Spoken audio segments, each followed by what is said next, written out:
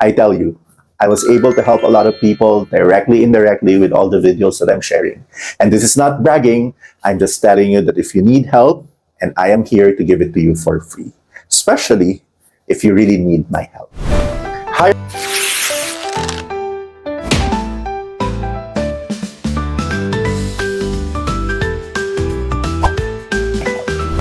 Hi everyone, this is me again, Teacher Noy, and welcome back to my YouTube channel. Today I'm going to share to you another US visa tip that I'm sure will help you if you are planning to apply for your US visa this year, or if you are already preparing for your US visa interview. And I'm sure that this one is really important, so make sure that you are going to watch this, because the things that I'm sharing this YouTube channel, especially the recent videos that I'm sharing, are tips which are really helpful during this time that you're applying for a US visa. Because as you can see, the US visa application is very unpredictable.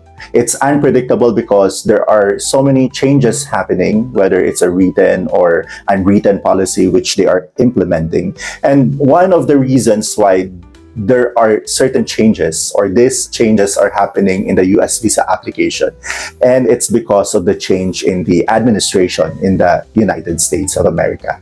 And that's true when it comes to changing an administration. That, for example, during the time of President Biden, when I applied for a US visa, it's a lot easier to apply during the time. You just need to be confident, you just need to know how to answer the questions, and there are bigger chances of getting your US visa. I am not saying that there is no hope when it comes to applying during the time of President Trump. However, they became stricter during this time. And then it's because of a lot of factors, and it's not only because of President Trump, but it became stricter to the point that I have to study again the trend which are being followed during this time, so that I may be able to share this to you. You know, in this YouTube channel, aside from taking videos, I am also talking to a lot of people and running mentoring services to a lot of people who are dreaming of getting your US visa. And by listening to them, listening to their first experience when they got denied the first time, or when they were trying to tell me what they have observed, I was able to finally find the trend and pattern which is being followed in this particular time that we have today. I'm going to share that to you in this video, so I hope that you are going to watch this video. The trend that I'm telling you right now is when you are applying for a tourist US visa. Usually, the question that the consul will asking you is not only about you, but these are questions about other people who are involved in your US visa application. And when I'm telling you about other people who are involved in your US visa application, I am referring to the people you will be traveling with, or the contact person that you have in the United States. So I told you a while ago that we are going to talk about the people you're traveling with, and of course your contact person. So we're going to start with the people you're going to traveling with.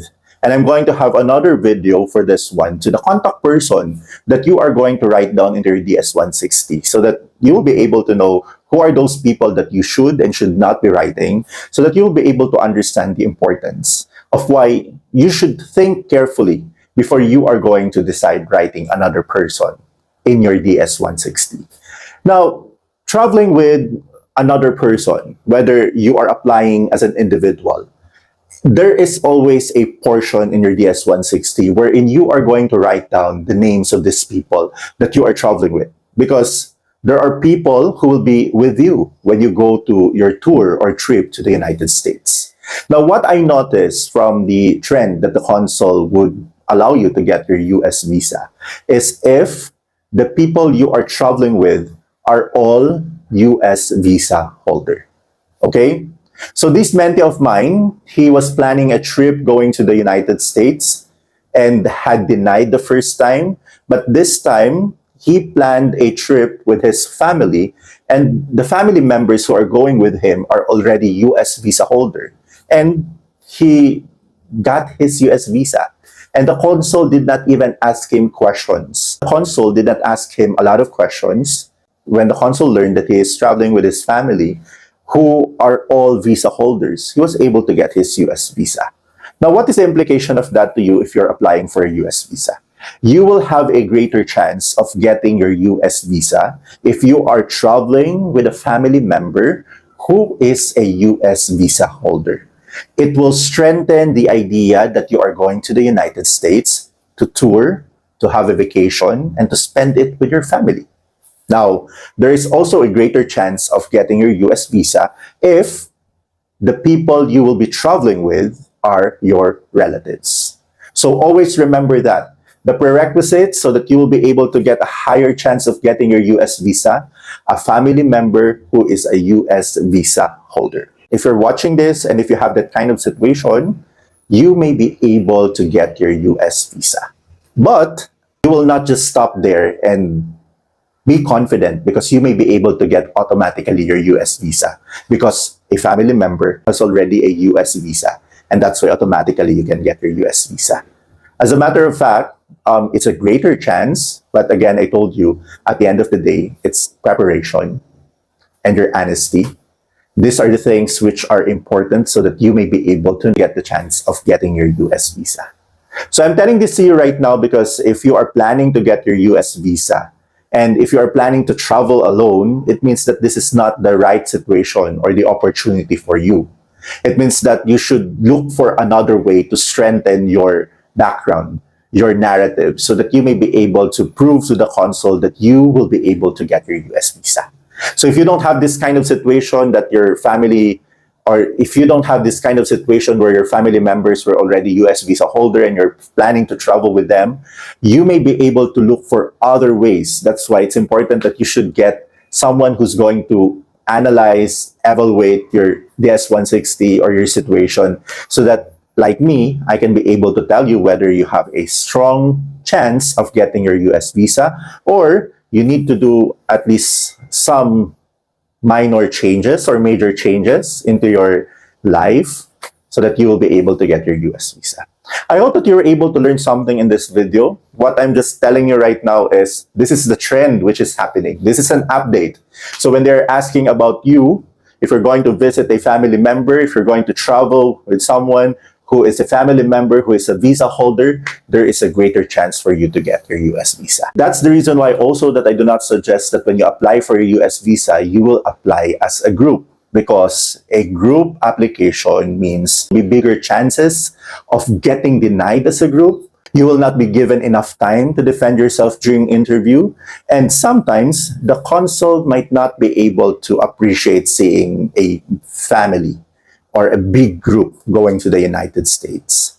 So you will be thinking that it might be contradicting with the idea that I'm sharing you a while ago.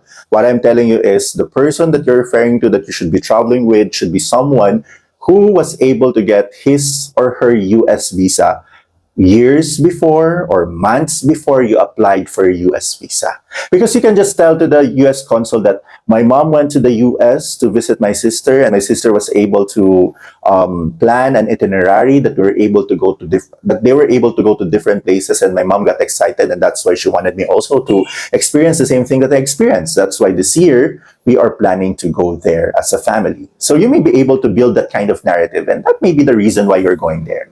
But if you're going to apply as a group without US visa, or you're going to apply as a group and all of you do not have a US visa and do not have the experience of going to the United States, that is questionable. Consul will be questioning the intention, and you may not be able to get the US visa that you're applying for.